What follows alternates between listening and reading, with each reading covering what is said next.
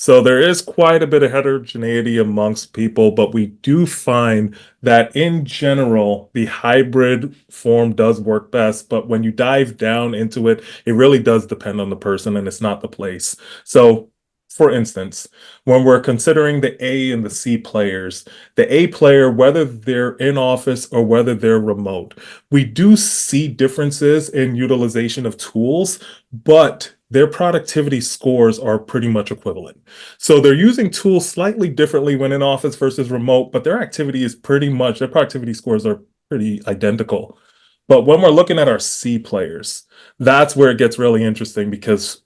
pretty much most customers, what I tend to see when they give us their A, B, and C players, those C players always have a lower score when they're remote. But what's really interesting is when you dive into the data, I find that a lot of those people, you'll see their meeting times are pretty much the same as when they were in office versus when they're remote, but you don't see any other activity. So